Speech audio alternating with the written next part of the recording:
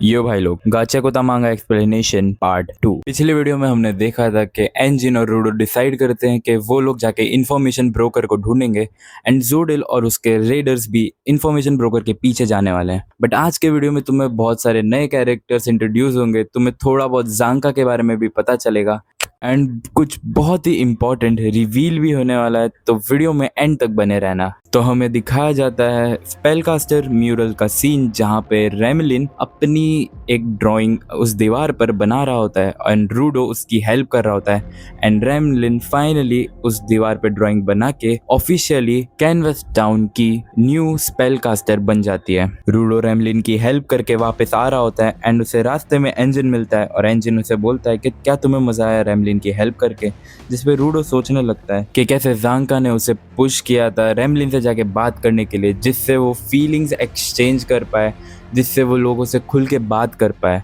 And वो यहाँ पे मतलब जांका को थैंक्स कर रहा होता है कि उसकी वजह से उसे ये सब फीलिंग्स के बारे में पता चला जो कि उसने कभी एक्सपीरियंस नहीं की थी। जिस पे एंजिन बोलता है तो क्या तुम यहीं रहकर अपनी पूरी जिंदगी इस चीज़ का मजा लेने वाले हो, जिस पे रूडो बोलता है कि नहीं, इसी फीलिंग की वजह से तो अब मैं आगे बढ़ने के लिए रेडी हूँ। मुझे वॉचमैन सीरीज भी ढूंढनी है और एमओ को भी, इसीलिए मैं इंफॉर्मेशन ब्रोकर से कांटेक्ट करूंगा। और एंजिन, मैं तुमसे एक बार फिर पूछ रहा हूँ, क्या तुम मेरी हेल्प करोगे ये सब ढूंढने में? रूडो की बात सुन के एंजिन को पहले की बातें याद आने लगती है जब वो रूडो से पहली बार मिला था। वो सोचता है कि रूडो तब कैसा था कि वो हमेशा सिर्फ अपने लिए सोचता था, वो किसी और से कभी हेल्प लेने के बारे में भी नहीं सोचता था।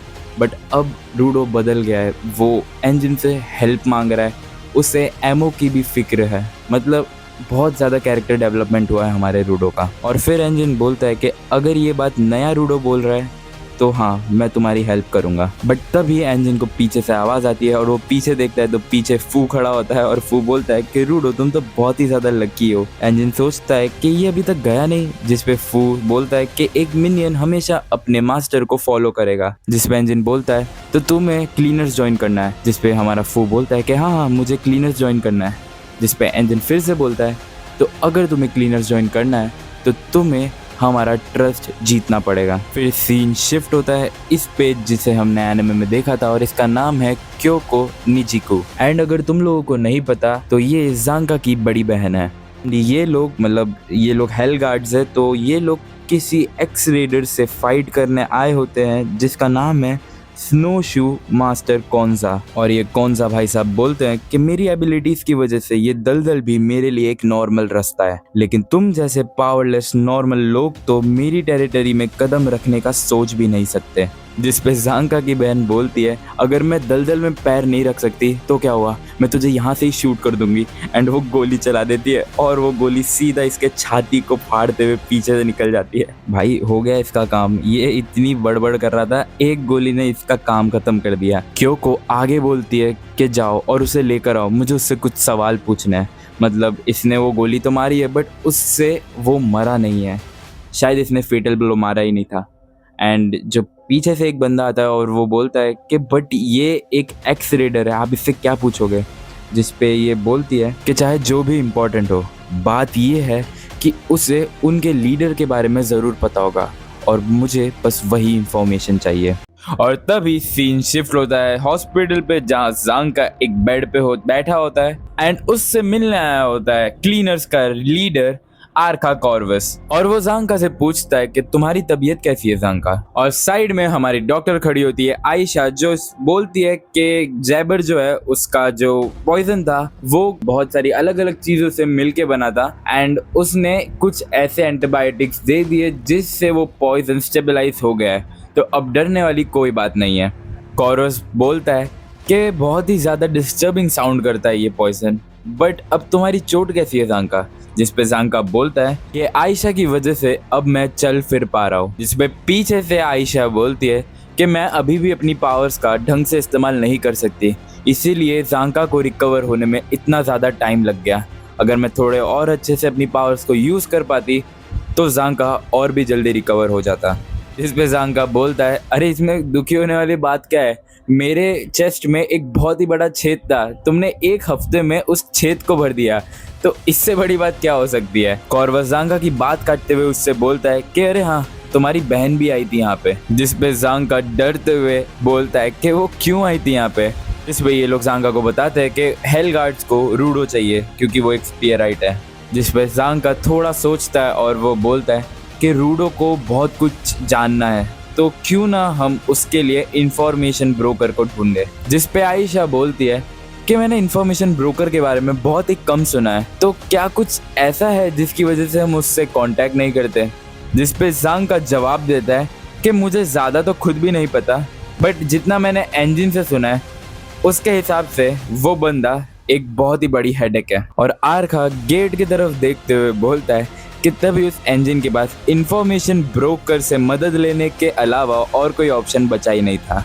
पीछे गेट पे और कोई नहीं, हमारा एंजिन खड़ा खड़ा गुस्से में इनकी बातें सुन रहा होता है। और फिर सीन शिफ्ट होता है आर्का के ऑफिस में, जहां वो रूडो से कहता है तुम सही कह रहे हो, इंफॉर्मेशन ब्रोकर से कांटेक्ट सिर्फ मैं ही कर सकता हूँ, लेकिन सिर्फ मेरे पूछने से हमें सारी इंफॉर्मेशन नहीं मिल जाएगी। जिस पे रूडो बोलता है कि मुझे जानना है कि इंफॉर्मेशन ब्रोकर कहाँ है और उसके हेल्प से मैं ये पता करूँगा कि स्पीयर पे वापस कैसे जाया जाता है, एमओ कहाँ है और वॉचमैन सीरीज कहाँ पे है। जिस पे आर्का बोलता है कि कुरो, जो कि इंफॉर्मेशन ब्रोकर है, मतलब इंफॉर्मेशन ब्रोकर का नाम है कुरो, उसके पास इस दुनिया की सबसे ज़्यादा नॉलेज है। और लोग इंफॉर्मेशन ब्रोकर से क्यों नहीं मिलते, इसका एक रीज़न है, और वो रीज़न है उसकी प्राइस।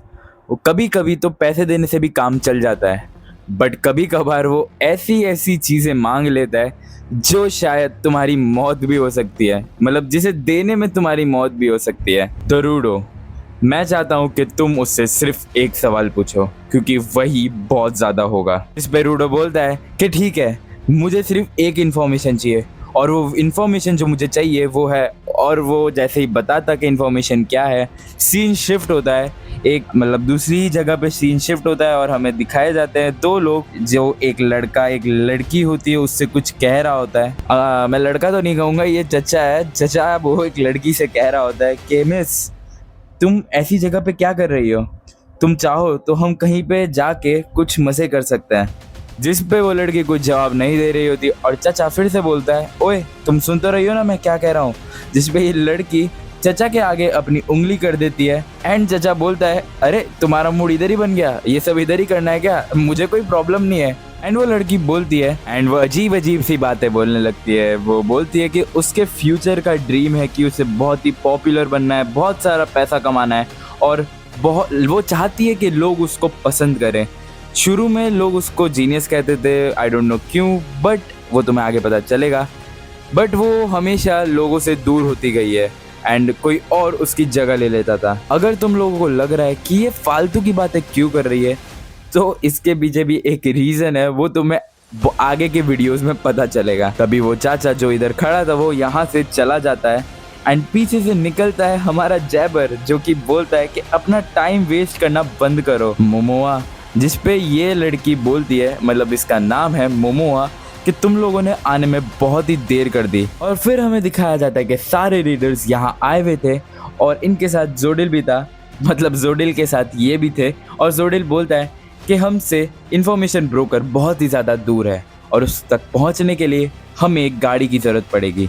एंड फिर हमें रूडो का सीन दिखाया जाता है, जो कि कहता है कि मुझे एमओ के चोकर से एमओ का पता लगाना है। एंड फिर हमें बताया जाता है कि इन दोनों को और कोई नहीं, वही बंदा चाहिए जिसने चोकर्स बनाया था, और वो लोग, मतलब ये दोनों ही वही सवाल करेंगे इंफॉर्मेशन ब्रोकर से। और फिर सीन शिफ्ट होता है तामसी पे, जो कि सो के उठा होता है एंड वो अजीब अजीब से डांस कर रहा होता है, गाने लगा के वो ब्रश व्रश करके तैयार हो जाता है एंड वो अपने कमरे से बाहर निकलता है। एंड जब वो कॉरिडोर में चल रहा होता है तो उसे मिल जाते हैं एंजिन और रूडो। तामसी उनको गुड मॉर्निंग बोलता है और उनसे पूछता है कि वो लोग कहाँ जा रहे हैं। जिस पे एंजिन बोलता है कि हम इंफॉर्मेशन ब्रोकर के पास जा रहे हैं, क्योंकि हमारे पास कुछ भी क्लूज नहीं है वॉचमैन सीरीज को लेकर या फिर एमओ को लेकर। एंड ये बोलकर रूडो और एंजिन वहाँ से जाने लगते हैं, बट पीछे से तामसी रूडो को आवाज़ लगाता है और वो बोलता है कि रूडो, उम्मीद है तुम्हें तुम्हारी दोस्त ज़रूर मिल जाए।